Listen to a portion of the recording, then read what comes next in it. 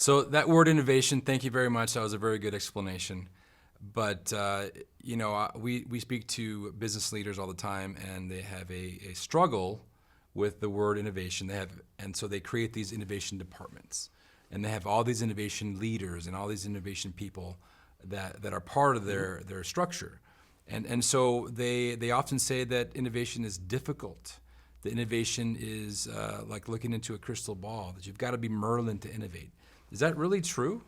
No, but it's a pretty easy explanation around it. There's two pieces to innovation. One is the idea, the second is getting the job done, right? And so what do we do in businesses? We build businesses to get the job done. From the moment you start making anything, I don't care if you're printing a book or you're making a piece of furniture, we start saying, how can I make it better, faster, and cheaper? So operational excellence starts to take over an organization. How do I do better at what I've done? Now somebody's like, you're limited because now your idea flow gets around how to accomplish that rather than saying, well, how could I have an entirely new solution? Instead of printing books, what will be an alternative to that, right? So the idea flow gets narrow and narrow and narrow. It gets biased. Why? Well, because we get locked into our business. We get locked into doing what we've always done. And so it's not that we are opposed to innovation. It's that we're doing what a lot of people call best practices. The best practice says, well, make your product a little cheaper, make your product operate a little faster. Ask your customer what they want, and the customer will inevitably say, gee, could you make it better? Could you make it cheaper? That's what they're going to ask for. And so we get stuck in this position of trying to do more of what we've done because that's what got us successful at first. So once we got that first level of success and we're able to say, hey, that worked, then it's the natural tendency. We'll do more of it, keep doing more of it. Whereas innovation would say, well, maybe I should put my money somewhere else, or maybe I should have a different idea. And then let's say you do get that idea, and you're in an organization, and somebody comes along and says, hey, I have a whole different way of solving this problem. For example, we have a company that makes nail guns, and some guy comes along and says, for an awful lot of applications, we could use glue, and glue could solve the problem. Everybody in the company is going to say, so what? We make nail guns. We don't know anything about glue. We're not chemists. We don't know how that works. And so now it's the implementation side. And so then you'd say, well, wait a minute, you can solve the implementation problem. You can get those folks and say, yeah, but I'm fearful of that because as long as I'm putting money into doing what I've done, I feel very comfortable about the results I'm going to get.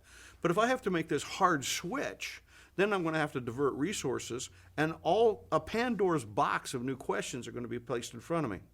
So we end up inevitably getting stuck, locked in to doing more of what we've done in the past. And a big part of why we know we need innovation but don't do innovation is we don't know how to address the things that lock us in so that we can free ourselves to go off in the new direction. Right.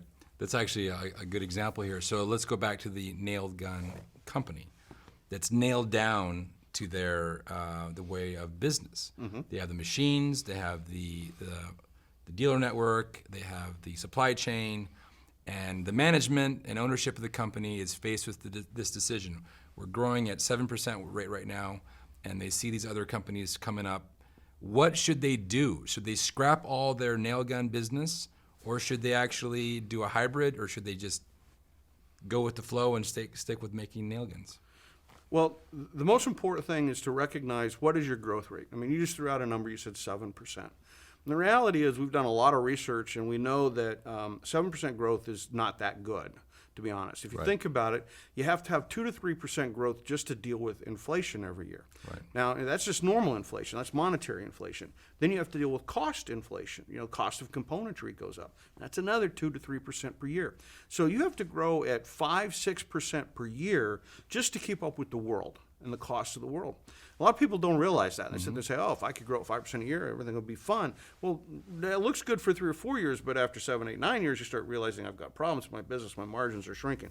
So what we have to do is we have to focus on what is your growth rate, right? And how much are you growing? Are you able to get to that 8, 9, 10% that you need to really be a vital business, pay nice bonuses, keep your employees happy, all those good things you want to have in business? If you don't have that sort of a growth rate, that's when you have to start really think about innovation. You have to say, wait a minute, my old solution is losing gas. It's not getting the growth that it used to get. And if you're not growing, you're dying. Like, you can think you're growing because your revenues grew 3%, but you're not really growing. You're not adding people. You're not adding customers. Exactly. You're not getting more business. You're actually in the process of decay. You're starting to die. So if you're not growing, you're dying. Now then, how do I try to address that? I've got to start to say, well, I've got to bring these innovations in. If your business as it is today is maintaining a 7% growth, okay, good. Run it. Let's do that. Let's generate cash out of that business. But what we tend to not do is focus on that cash generation. Instead of saying, wait a minute, how do I minimize my investments, minimize my resources to maximize the cash so that I can invest in the new high growth thing? We tend to say, that's the mothership. How do I protect the mothership? How do I make sure I keep reinvesting in the mothership? How do I protect it? And so we keep pouring the resources into that business. And we say, maybe I could get another 1 or 2% out of that. So now I'm going to go from a whopping 6 or 5 or 6 up to a 6 or 7 or 8, and I'm going to put all my resources there. And what we need to do is start realizing, no, you got to rethink your resource allocation process entirely. And you should say, how do I get the most I can out of that business? Generate the cash to go invest in the new things that can generate 12, 14, 16% growth. And then you have to manage those simultaneously, because every business you have is going to run out of gas. I mean, it's eventually the technology is going to change, customer needs are going to change, regulations are going to change, it's going to run out of gas. And so you have to always be thinking about, what is the replacement? What's the next thing that I'm going to do?